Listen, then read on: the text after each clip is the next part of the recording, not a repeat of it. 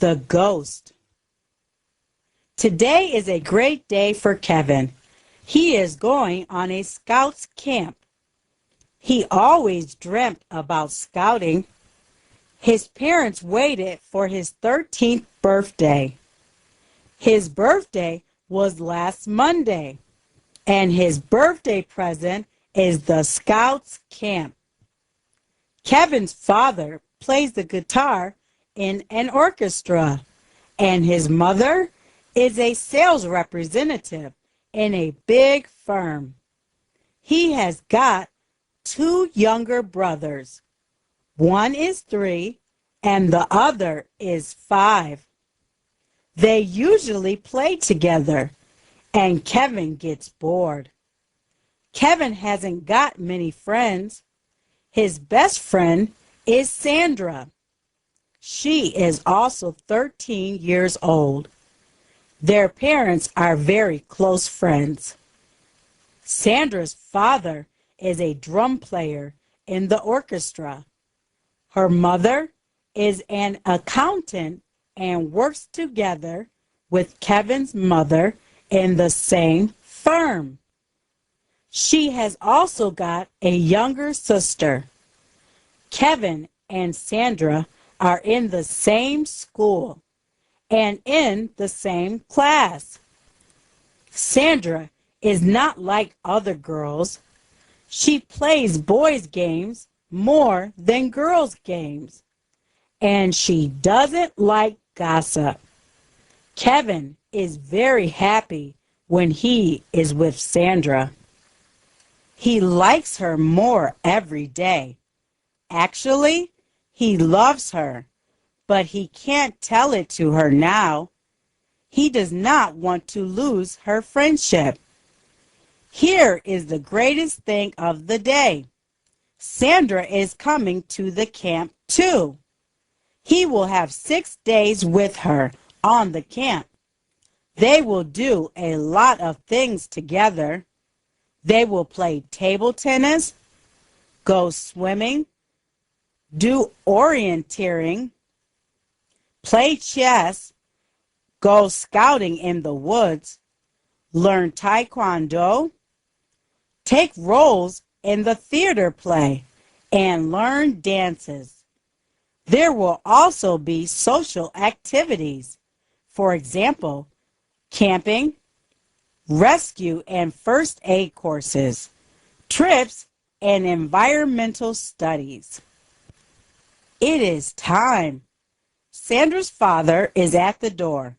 He will take Kevin and Sandra to the train station. They will meet with the Scouts leader and the other Scouts. Kevin looks at Sandra. She is standing next to her father at the door. The uniform looks very nice on her. Good morning, Sandra. You look nice. Thanks, Kevin. You look nice, too. Don't forget to take your Monopoly game. We can play it on the train. Great. Wait a second. After Kevin takes the game and puts it in his bag, he hugs his mother and father goodbye. His little brother are playing in the garden, so he just shouts goodbye to them. Before he leaves, his mother gives him a new digital camera and hangs it on his neck. This is my extra birthday present for you. I know you like taking photos very much. You can share the photos with us and on the internet after the camp. Kevin gets very excited and jumps in the air with joy. First, he takes a photo of Sandra alone, and then he turns around and takes a shot of his parents. They are waving goodbye to them in the photo. At 10, the train starts going. The camp is 6 hours away. He and Sandra play Monopoly with 2 other friends on the way. They have great fun. Sandra is winning the game. She is very happy and laughs after each round. Kevin likes her happy face a lot. He is happy for her chance. The two other girls in the game start smiling when they see Kevin looking at Sandra. They know he loves her more than a friend. After 6 hours and 28 minutes, the train arrives at the last station.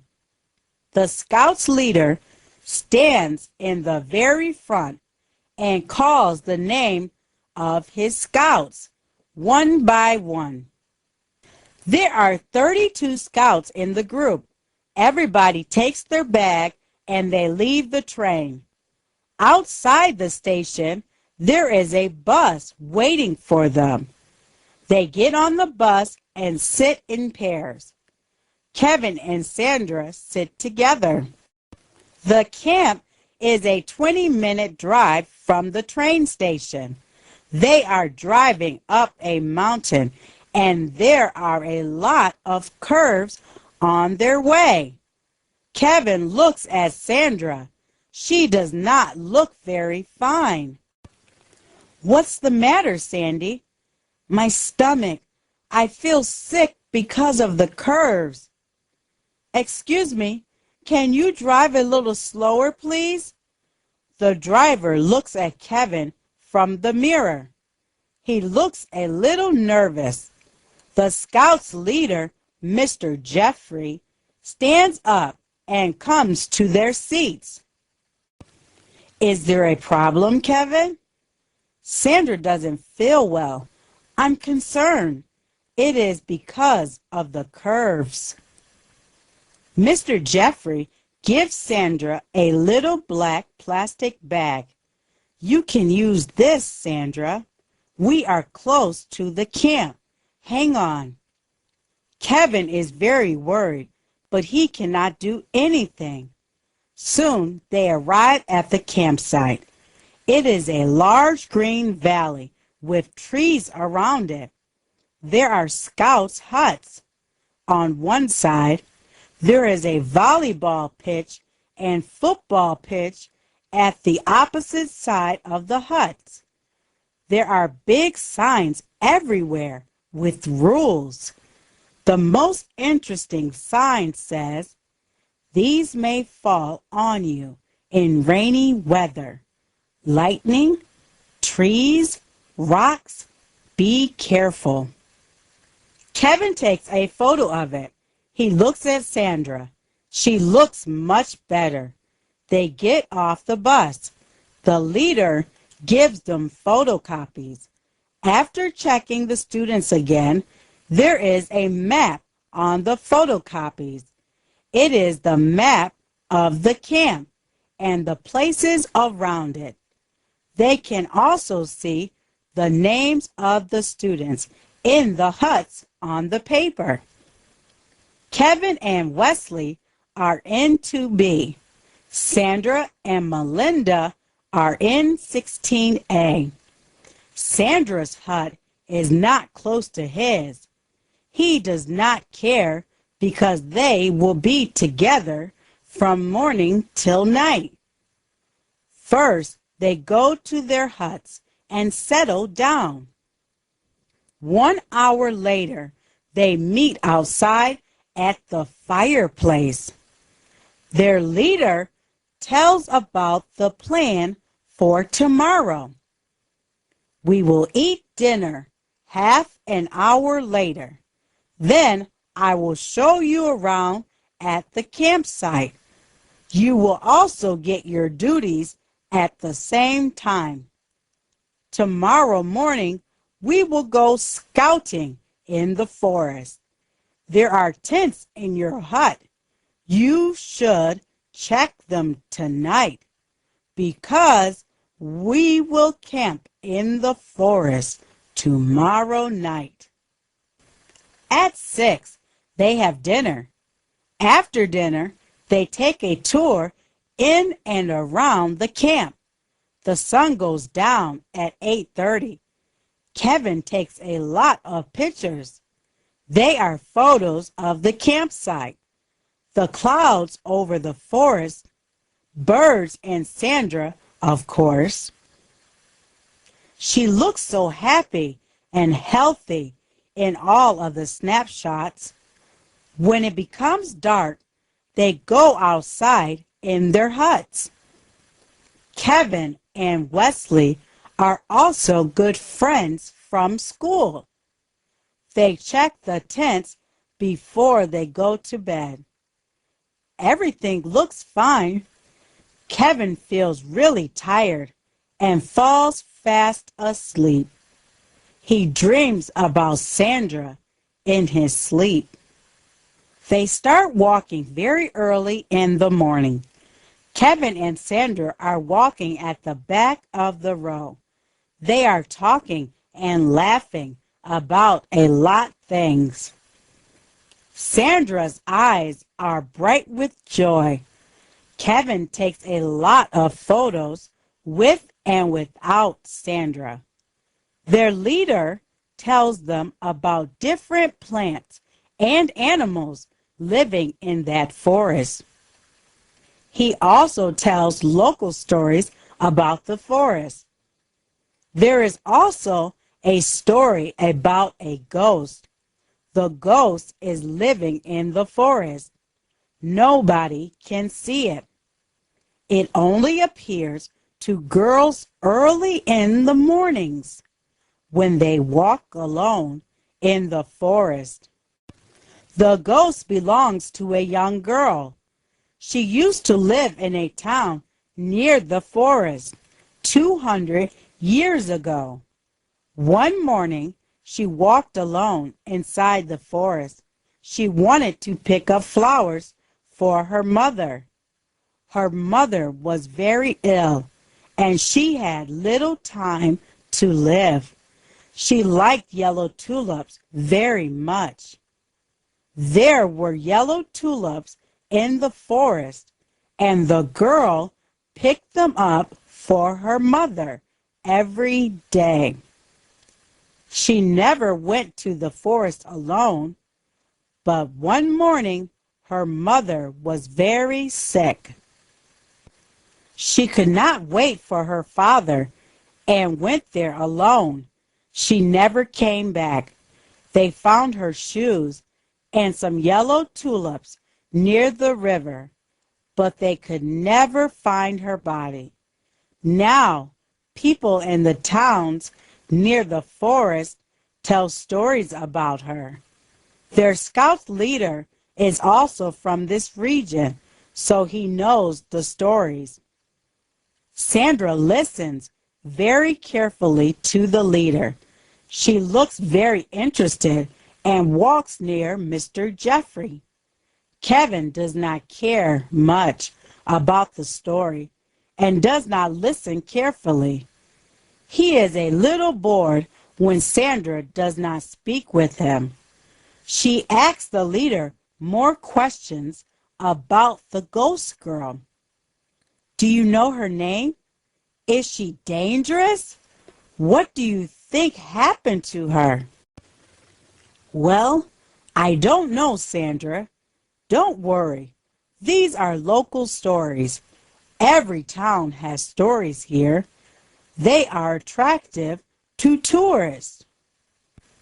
Finally, they arrive at their new campsite.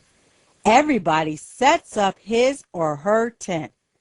After Kevin finishes his tent, he helps Sandra. His tent is closer to her tent here. Sandra likes working together with Kevin. They have great fun. Ouch! What are you doing? Be more careful with the hammer, Kevin. I need you in one piece. Do you really? Sandra flushes. Her cheeks look red like two little tomatoes. She smiles and goes inside her tent. Kevin feels hot too. Yes, she likes me too. He jumps up 2 times. Then Sandra looks out of her tent and catches him jumping. They both laugh. It is time to make fire. The girls bring some dry tree branches and the boys start rubbing them on each other. It is not easy to make fire without matches. Kevin looks tired, but he does not stop. Sandra is helping him. She is blowing air on the dry branches. Then Kevin looks over to Wesley. Wesley has got a lighter in his hand. He is going to use it. Mr. Jeffrey, Wes is cheating. Wesley looks up at Kevin. He has got an angry look. He throws the lighter away and runs over to Kevin. He pushes Kevin. Kevin falls back. All the students are shocked. Wesley starts punching Kevin. Kevin does not punch back. Then his eyes meet Sandra's eyes. She looks disappointed. He does not want to disappoint her and throws dirt into Wesley's face. Wesley closes his eyes with his hands. That moment, Kevin hits him. Wesley falls to the ground and starts crying. There is blood running down his nose. Stop! Right now! Mr. Jeffrey takes Kevin and pulls him up. He looks very angry too. He started the fight, not me. Kevin looks back at Sandra. She looks away and walks to Wesley. She kneels next to him and cleans his blood with a handkerchief. Kevin cannot believe his eyes. She looks at Kevin. There are 2 tears in her eyes. You threw dirt at him. That was not fair. I hate you. What? He attacked me first. Mr. Jeffrey takes Kevin to his tent. Kevin is grounded in his tent until next morning. He cannot leave his tent at dinner too. Mr. Jeffrey brings him his dinner. Kevin can hear the other kids from his tent. They are having fun around the big fire. He opens the zip of his tent and looks out. There he sees her. Sandra is laughing again. She is not alone. He sees Wesley next to her. He is happy and laughs too. He can feel the tears on his cheek. How can Sandra have fun with Wesley? This is not fair. I hate you more, Sandra Truscott. Kevin closes his tent and lies on his sleeping bag. He is so angry. He closes his eyes. He does not dream about Sandra. Actually, he sees all the scouts in the camp in his dream. Only Sandra is not there. When he wakes up in the morning, he feels really sorry. He puts on his Scout's t-shirt and shorts and goes out of his tent. He walks over to Sandra's tent. It is closed. He stands close to it. I'm sorry, Sandy. I wanted to make you proud of me. I am not a fighter. I am a peace boy, but I am not a coward. Can we forget yesterday? Sandra? Sandra does not answer. He feels bad, but he does not say anything. He starts waiting in front of her tent.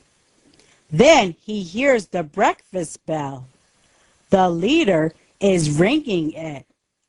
All of the scouts come out of their tents. Wesley comes out too.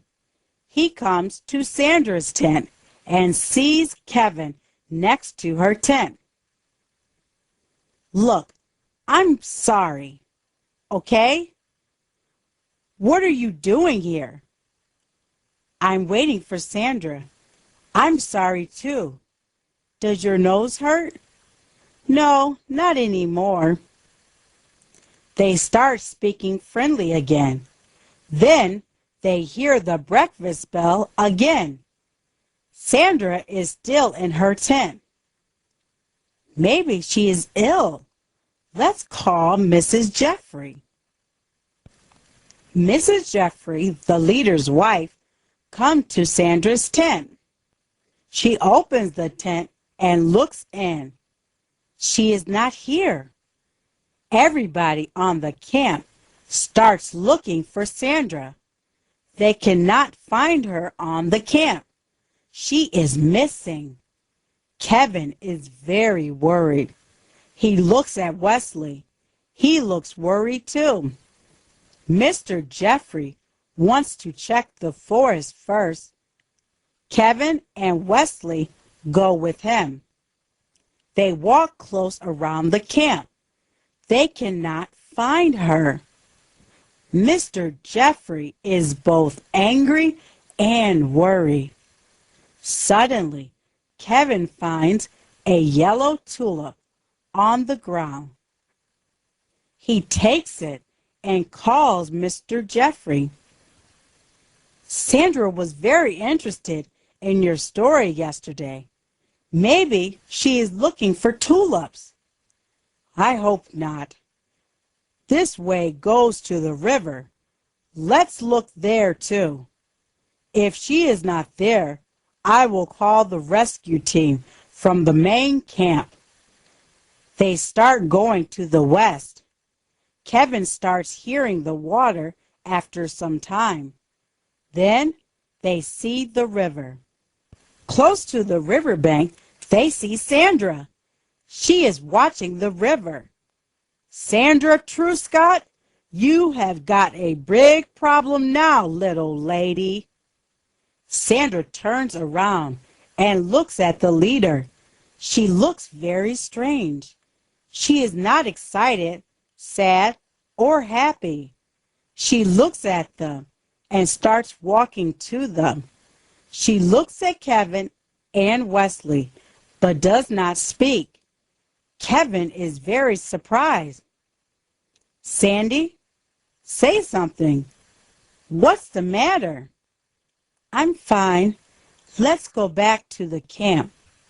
At the camp, Mrs. Jeffrey checks Sandra in her tent.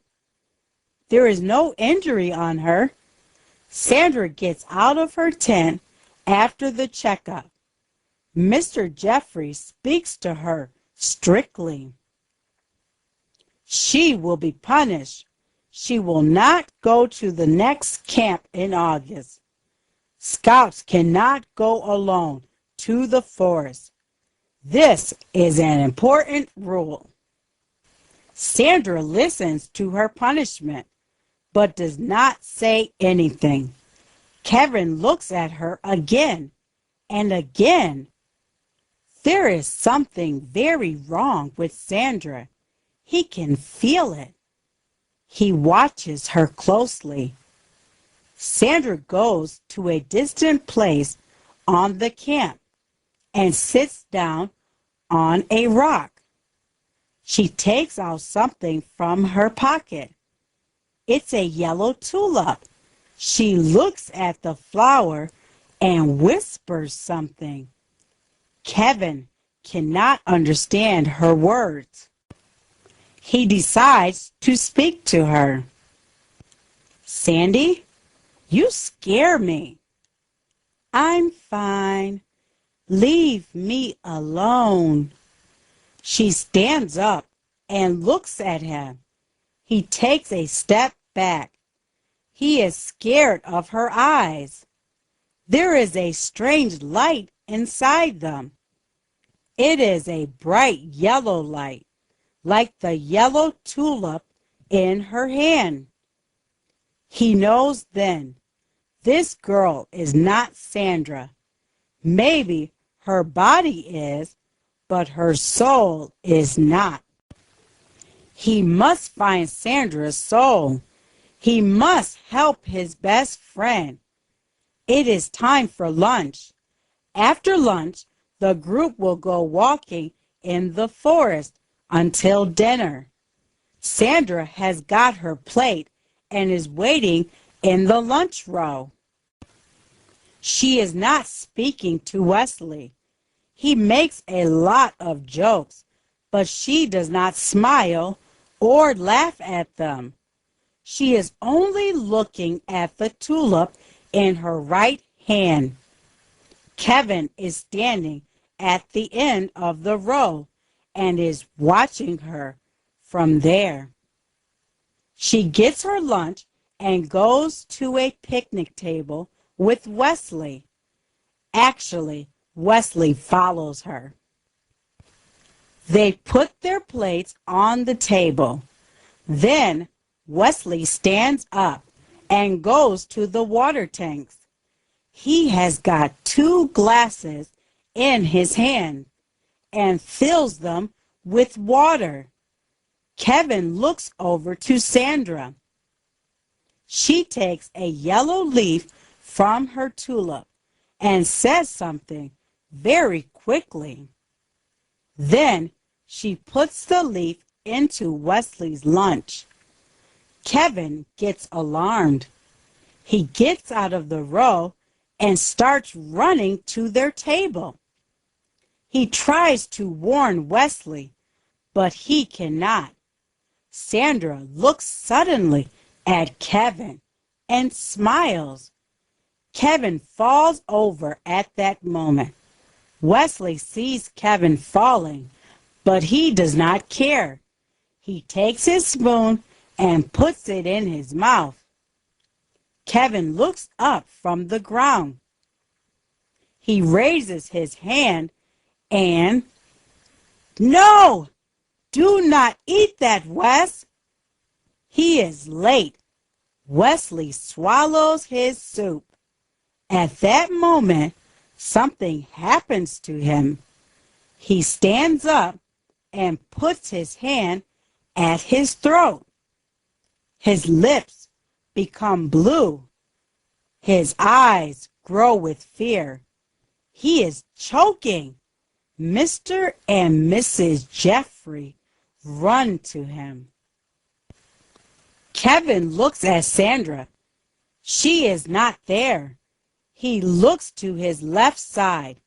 Sandra is walking towards the forest. She is alone. He stands up and looks at Wesley first. He cannot help him, but he can help Sandra.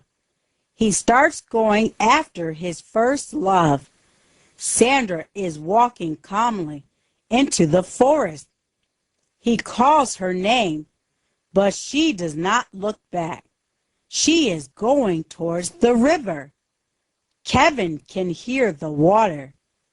The river is very large and dangerous. There are rocks in it, and the water is flowing very fast. He saw a rafting station there in the morning. Tomorrow is their rafting day. Scouts should not go to the river alone.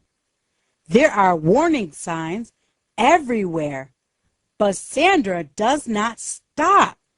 She is at the river bank now, and she is going to cross it. "Sandy, please don't. Come back." For the first time, Sandra turns around. Her eyes are completely filled with yellow light. She opens her mouth and starts screaming at Kevin. The air inside her comes out yellow too. This air changes into a strong wind and hits Kevin in the stomach. He flies up in the air and falls down after some meters. He is lucky because he falls onto grass. Sandra turns to the river again and jumps in. The water carries her downward. There is a yellow color on the water after she disappears. Kevin stands up. He is crying. He is crying because he could not stop Sandra. He knows she cannot swim well. He thinks she will drown and die. Come on, kid, help me. It's Mr. Jeffrey. He is standing behind him. He runs to the rafting boats. They take a boat and 2 rows. Don't explain. I followed you and Wes. It's all right. They do not speak, but jump in the boat. Mr. Jeffrey tells Kevin how to row. They float very fast. Mr. Jeffrey follows the yellow color on the water. Hold tight. There are very big rocks in the river. Water falls on them from every side. Mr. Jeffrey is very good at rafting. Kevin trusts him. Suddenly, the water flows faster, and there are more rocks. They are coming close to the waterfall. Kevin can hear the loud waterfall. Mr. Jeffrey is taking the boat to the left. The boat is very difficult to control, but Kevin helps him very well. He can see Sandra's head.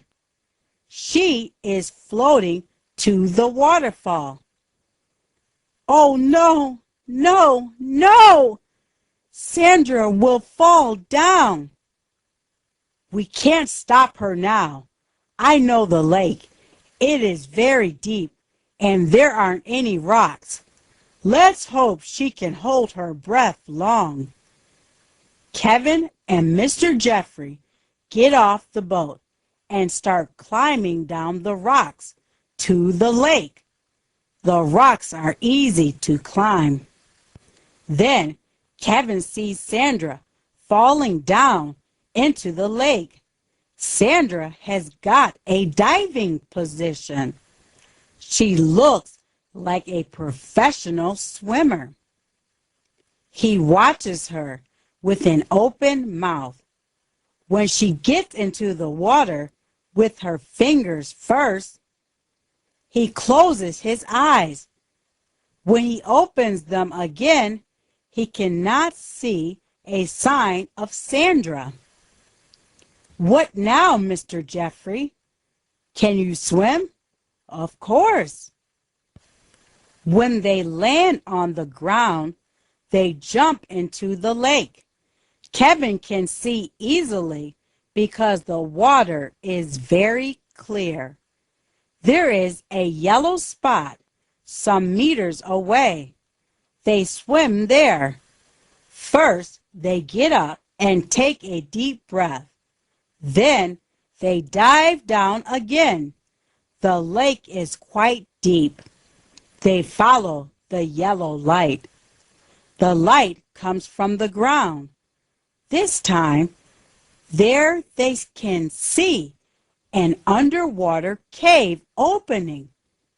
Mr. Jeffrey gets in first, and Kevin follows him. Mr. Jeffrey swims up, and Kevin swims up too. They breathe in again.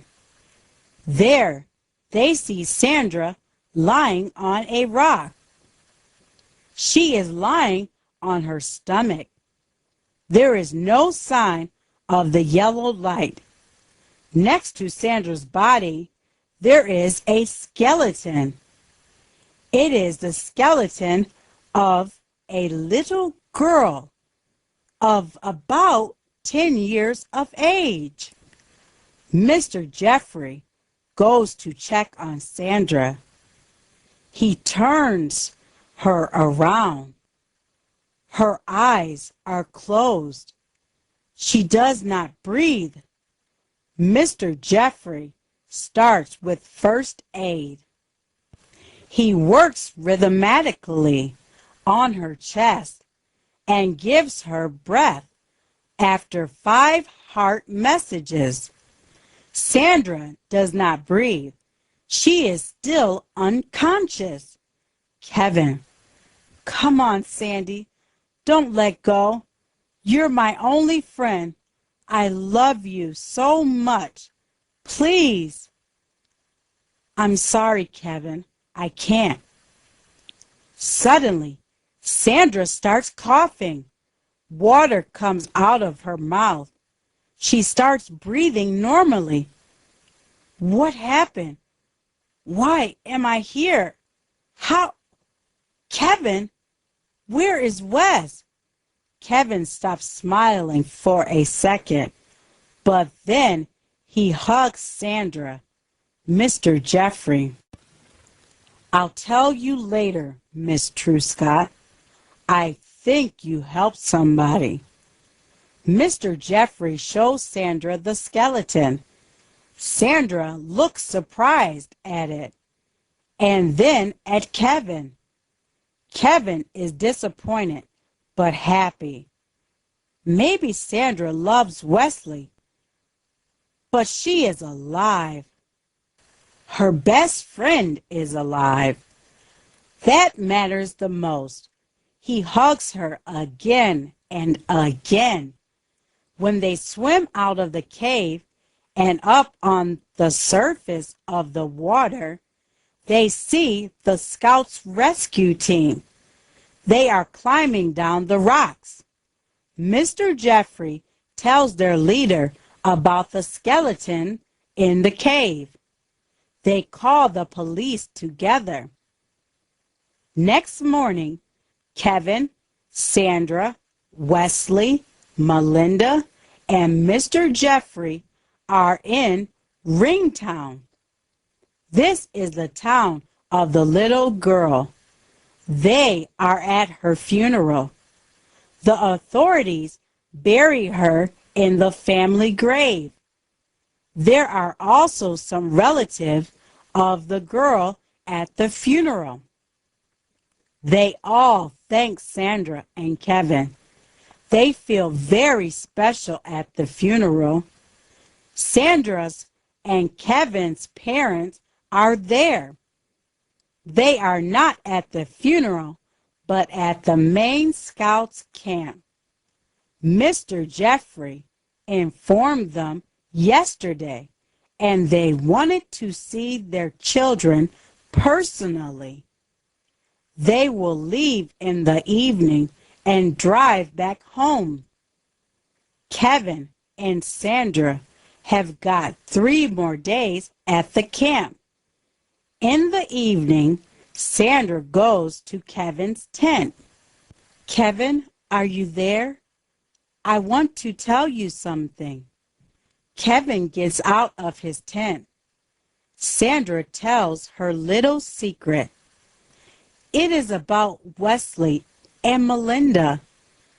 Wesley loved Melinda, but he could not tell her. He asked Sandra for her help. She spoke to Melinda when she went to her tent 2 nights ago.